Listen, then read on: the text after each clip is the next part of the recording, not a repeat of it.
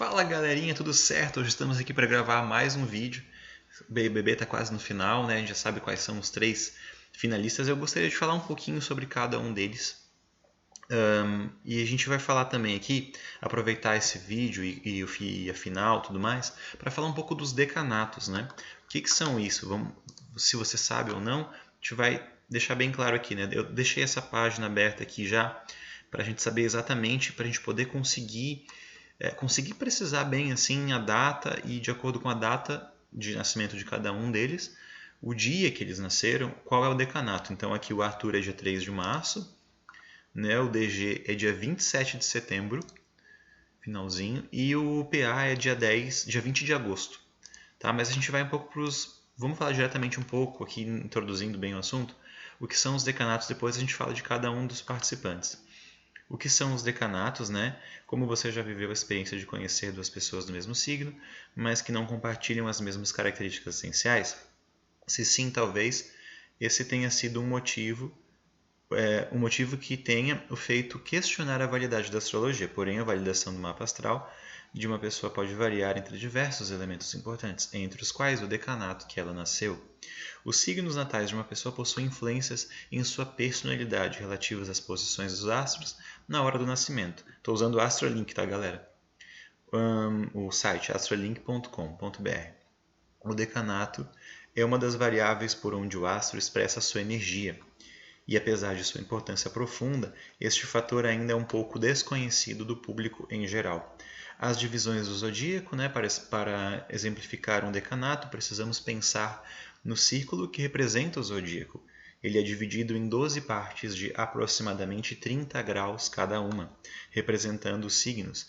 Nenhum deles possui exatamente 30 de largura. É uma adaptação, tá, galera? É uma adaptação no céu, digamos assim. Mas esse arredondamento convencional é utilizado desde a antiguidade. Então, enquanto o Sol dá uma volta completa pela faixa zodiacal, ele caminha pelos 12 signos no período de um ano.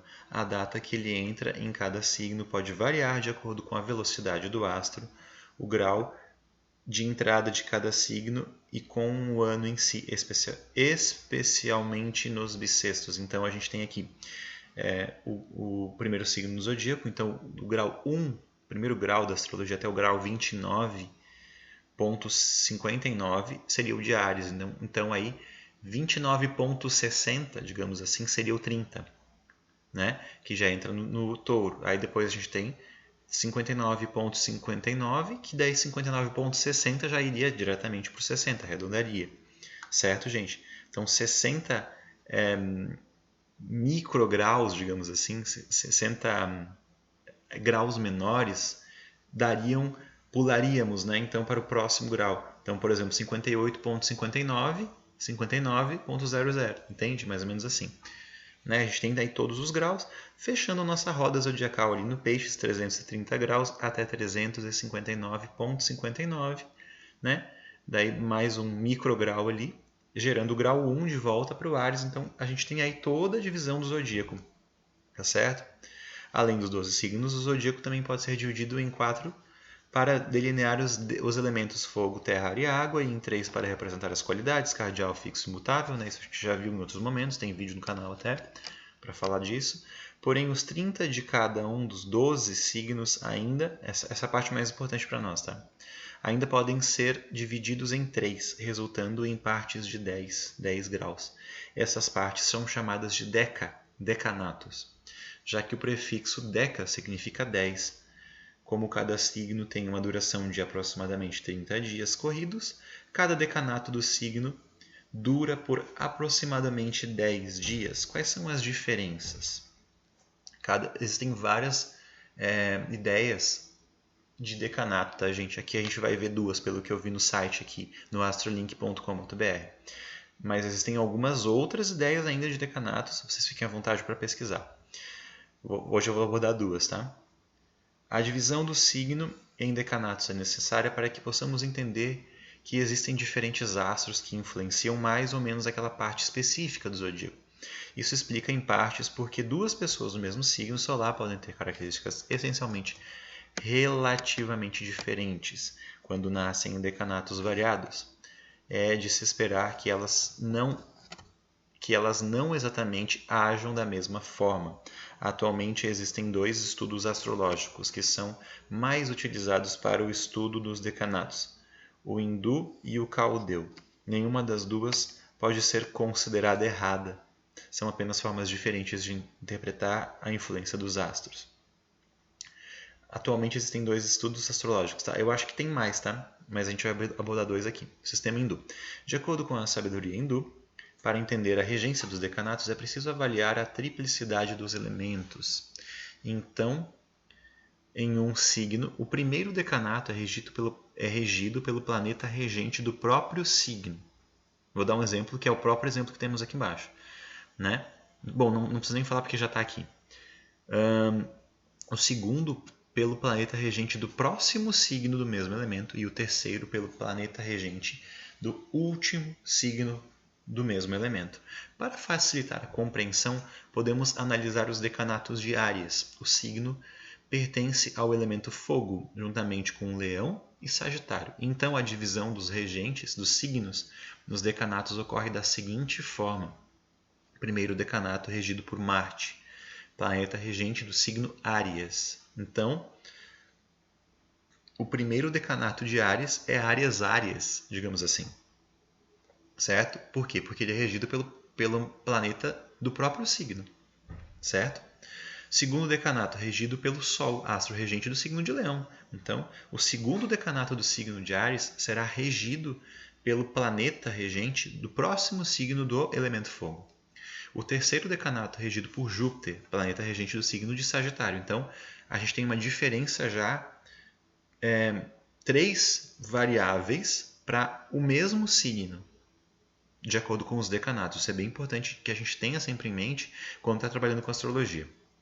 O sistema hindu é bastante popular por ter uma explicação mais simples e lógica, sendo utilizada pela maioria dos astrólogos ocidentais em suas interpretações. Eu gosto bastante desse que a gente acabou de ver. Considerado mais atual, o sistema caldeu é baseado nos graus de regência de cada signo. Os caldeus têm uma grande importância na história da astrologia e por muitos anos foram chamados apenas de astrólogos. Tamanha a dedicação a essa ciência. No sistema caldeu, a divisão dos decanatos é feita da seguinte forma. Áries, deixa eu só voltar um pouquinho aqui, tá? Áries, Marte, né? Segundo Sol, terceiro Júpiter.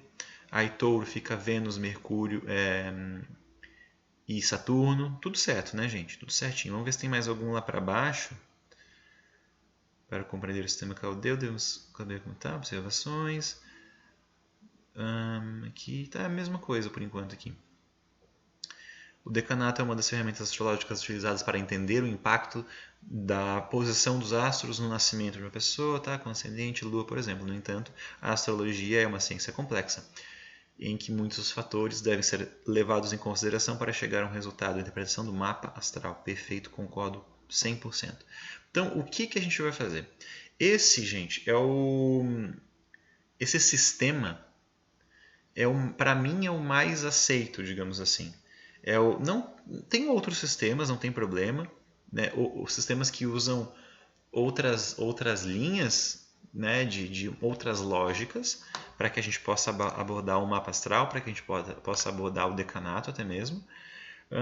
Mas eu procuro usar esse, é o que eu mais gosto, eu acho que é o que mais faz sentido, né? Uma vez que a gente tem a regência de um signo, a gente tem a regência daquela ideia, do elemento. Então, não seria interessante que a gente... Não seria tão racional que a gente usasse outras nuances aí, outros nuances para de fato fazer uma lógica. Não teria lógica, sabe? Tem outros sistemas, posso mostrar para vocês em outros vídeos, mas eu acho esse o mais interessante, tá certo? Então a gente vai usar esses sistemas. Vamos fazer isso para o Arthur, que nasceu dia 3 de março. Dia 3 de março, pelos meus cálculos aqui, seria o Peixes Lua.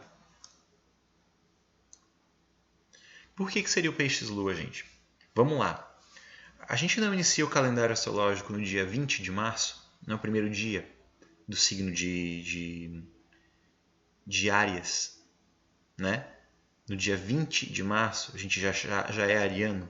Então vamos fazer o contrário. No dia 20 de fevereiro, lá 21 de fevereiro, que seja, vamos usar até 20 e 21, né? Para usar essas variações, para a gente conseguir ter uma noção um pouco mais exata de decanato. Se no dia 20 de janeiro, ou 21 ou 22, para o Arthur não vai fazer diferença, porque é o dia 3, a gente tem o primeiro decanato do signo de Peixes, que seria Peixes Netuno ou Peixes Júpiter, né? Com essa regência. A gente iria então 10 dias, que iria mais ou menos até o dia 1º ou o dia 2 de março. E o Arthur é do dia 3 de março. Então, ele é o decanato Lua, o decanato de influência que traz a influência do signo de Câncer. E na minha visão, faz todo sentido. Por quê? Porque o Arthur ele traz uma essência um pouco mais vitimista, que eu acho que o signo de Câncer faz esse papel entre os 3 signos. Galera, os 3 signos de água têm essa essência, porque eles são signos emocionais. Então eles às vezes estão muito conectados com as emoções, eles às vezes em situações específicas, eles trazem a essência da emoção, eles conseguem se conectar com as emoções dos outros, isso é um viés positivo. E a gente tem o viés negativo dos signos da água, que são a manipulação, e a gente vê muito isso no Arthur, e o vitimismo. Só que dos 3 signos, Câncer, Escorpião e Peixes, eu vejo mais, principalmente nas pessoas que eu analiso, que eu conheço, o signo de Câncer é o mais vitimista. E o Arthur traz esse tom, mas não é só esse tom que ele traz o tom da Lua, então ele é intuitivo, ele é muito conectado com a espiritualidade, né? Ele é muito sensível e ele tende a esconder um pouco essas emoções que ele traz. Eu acho que bate bastante, eu acho que fecha bastante essa análise. Quero fazer um paralelo sobre o signo de Peixes, tá? Vamos falar dos decanatos, vamos falar um pouquinho, só uma pincelada sobre o signo. O Arthur é pisciano e eu vejo a capacidade maestral mesmo de manipulação, tanto por bem quanto por mal, tá, gente? Não vejo tanto em Câncer, porque o Câncer eu vejo muito uma coisa de ir pro mundo dele, de não usar tanto isso pro relacionamento. E Escorpião tem uma maneira mais clara, mais impositiva, digamos assim, de trabalhar com a manipulação. Ele é mais claro, ele é mais objetivo, tipo, eu que mando aqui. E o Peixes faz isso na minha maneira dos 3 signos, de uma maneira mais maestral. Ele tem uma capacidade de manipular sem dizer que está manipulando. E eu vi muitas vezes isso no programa, no Arthur, eu vi em vários momentos ele usando esse vitimismo e tudo mais, mas quando eu vejo uma trajetória inteira do Arthur, eu acho que ele usou muito uma capacidade de leitura das emoções que o Peixes tem. E na minha visão, ele pode vencer o programa por conta dessa visão que ele carregou o time nas costas, digamos assim, durante muito tempo. Ele tinha percepções que o grupo não se juntou. E na minha visão, talvez ele tivesse que ter se juntado com outras pessoas para que ele pudesse ter uma força maior no jogo.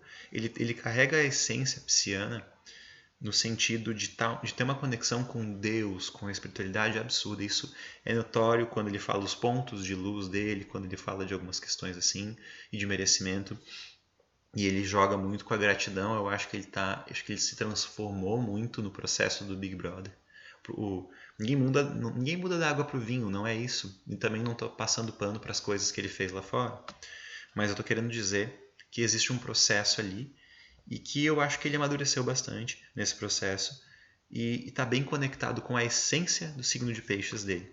Eu sou um cara que defendo muito a gente ser o melhor do que a gente pode ser dentro do nosso signo. Eu acho que a gente não precisa mudar na astrologia, apenas evoluir. São coisas bem distintas e quando a gente entende esse conceito, eu acho que a gente consegue dar um passo na nossa evolução, na nossa trajetória. Vamos falar do DG agora, dia 27 de setembro. Vamos lá, vamos pro signo de Libra, dia 27 de setembro. Vamos lá, gente.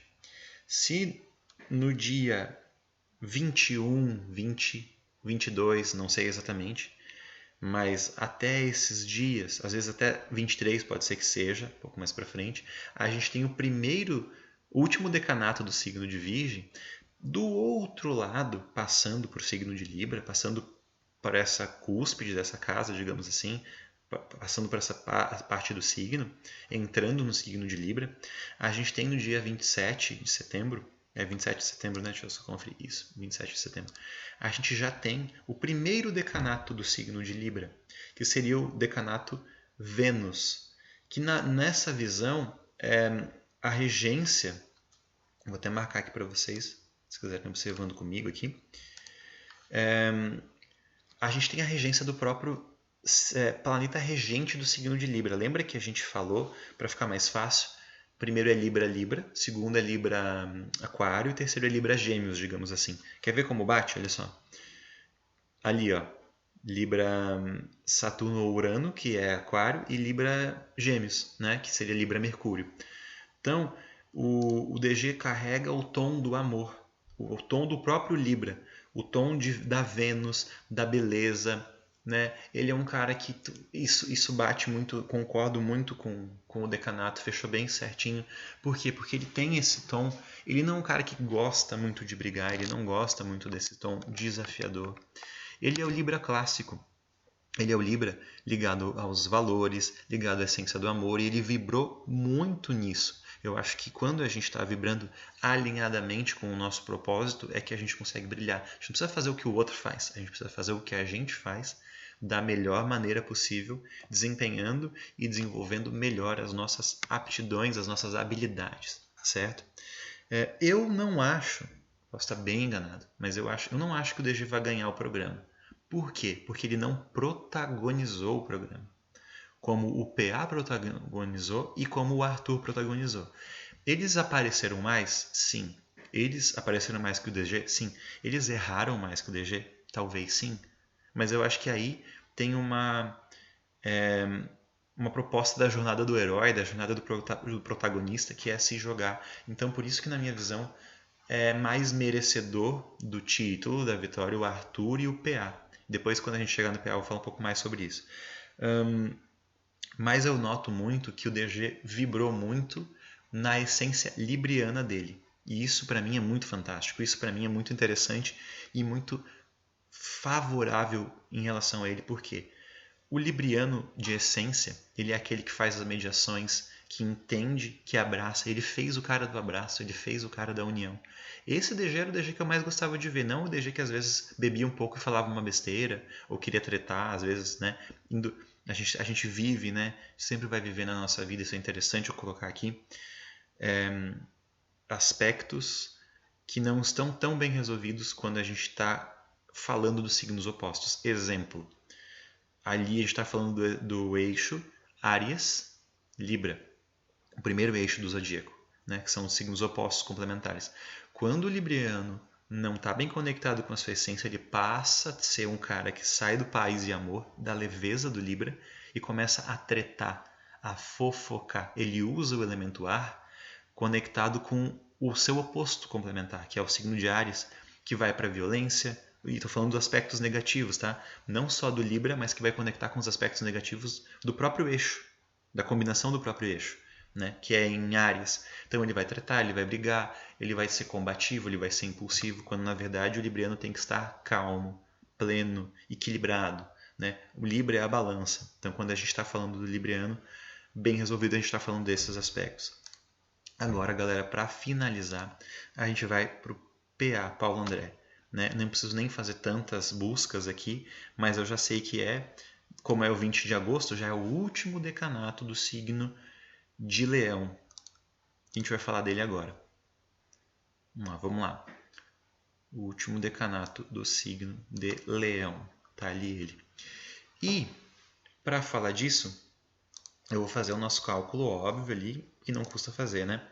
Se a gente tem iniciação do signo de Leão, lá por 21, 22 de julho, em alguns casos, em alguns anos de 23, né, varia, mas em geral é isso. Por isso que tem que cuida muito, gente. Quando vocês estão vendo o signo de vocês, é muito importante isso, tá? Tem gente achando que é o outro signo, porque muda de acordo com o dia. Então faça o seu mapa com um astrólogo e num site confiável. Quando a gente vai para a revista, a revistinha ela fazia uma previsão.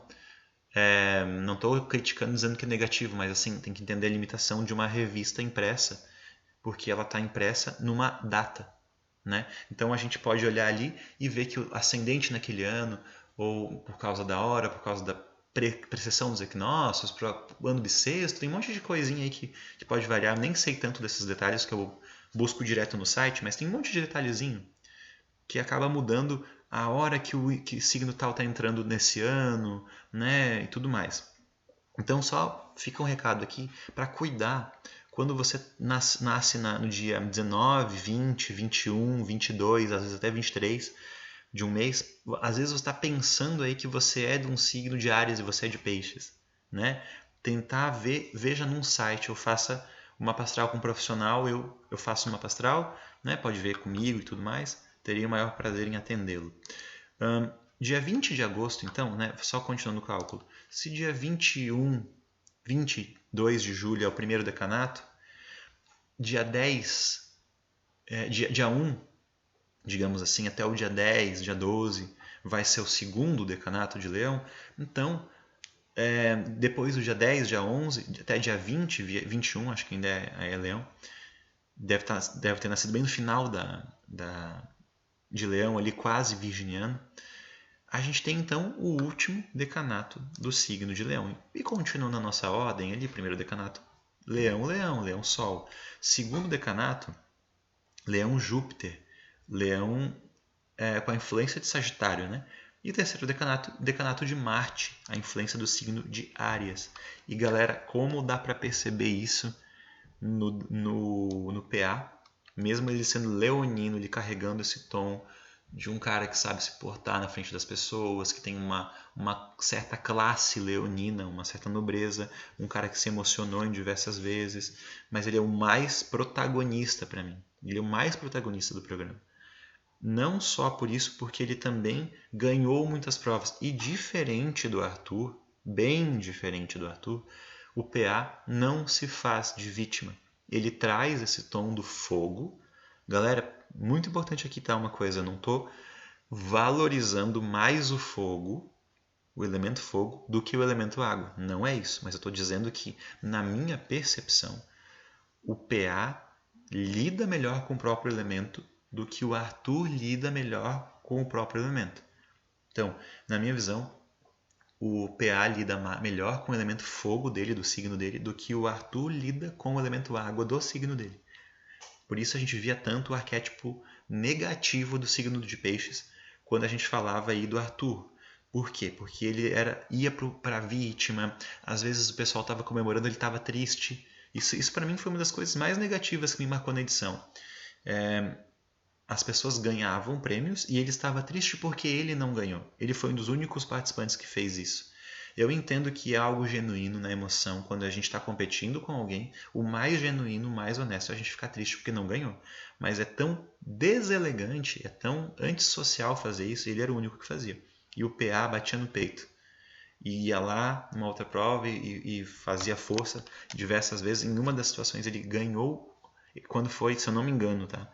Quando eles decidiram dar a liderança para a Lina, ele falou, eu vou ganhar esse anjo, vou dar para ti, Arthur. E ele ganhou o anjo e deu para Arthur. Então, assim, qual é o pódio para mim e qual é o... Não estou fazendo... gente, pelo amor de Deus, eu quero deixar isso bem claro. Não faço as coisas que eu faço para ganhar visualização ou clickbait. Então, eu não estou dizendo que vá acontecer isso. Eu estou dizendo que é a configuração que eu vejo astrologicamente e com o comportamento mais justa para mim. Se você acha diferente, coloca nos comentários para você e eu respeito, e vamos astrologar aqui, vamos trazer as diferenças, os diferentes pensamentos. Mas na minha visão, qual seria o pódio mais justo?